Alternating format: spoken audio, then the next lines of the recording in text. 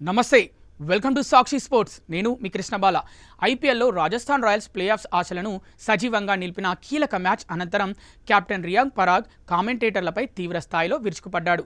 నిన్న లక్నో సూపర్ జైంట్స్పై ఉత్కంఠ భరిత విజయం సాధించిన తర్వాత జరిగిన ప్రెస్ కాన్ఫరెన్స్లో ఆయన ఈ వ్యాఖ్యలు చేశాడు.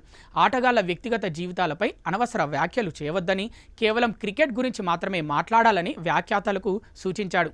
ఇటీవల వేపింగ్ వివాదంలో చిక్కుకున్న పరాగ్ను తనపై వచ్చే విమర్శలను ఎలా ఎదుర్కొంటారని మీడియా ప్రశ్నించింది. దీనికి ఆయన స్పందిస్తూ, నేను ఏం చేసినా ప్రజలు మాట్లాడతారని నాకు అర్థమైంది, కానీ బయట జరిగే చర్చలు నా ఆట తీరును, మానసిక స్థితిని ప్రభావితం చేయకూడదు.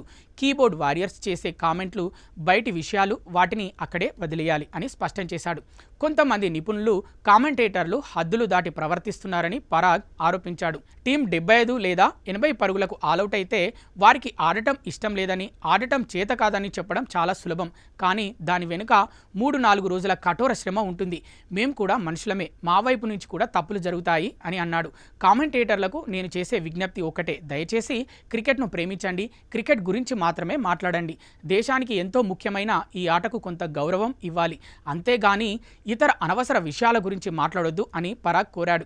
ఈ వ్యాఖ్యలు ఇప్పుడు ఐపీఎల్ వర్గాల్లో చర్చనీయాంశంగా మారాయి. అటు ఎల్ఎస్జీతో మ్యాచ్లో 38 బంతుల్లో 93 పరుగులు చేసి ప్లేయర్ ఆఫ్ ది మ్యాచ్గా నిలిచిన 15 ఏళ్ల యువ సంచలనం వైభవ్ సూర్యవంశీపై పరాగ్ ప్రశంసల వర్షం కురిపించాడు. కాగా లక్నోపై విజయంతో రాజస్థాన్ పాయింట్ల పట్టికలో 4వ స్థానానికి చేరింది. ప్లే ఆఫ్స్ బెర్త్ ఖరారు కావాలంటే తమ చివరి లీగ్ మ్యాచ్లో ముంబై ఇండియన్స్పై తప్పక గెలవాల్సి ఉంది.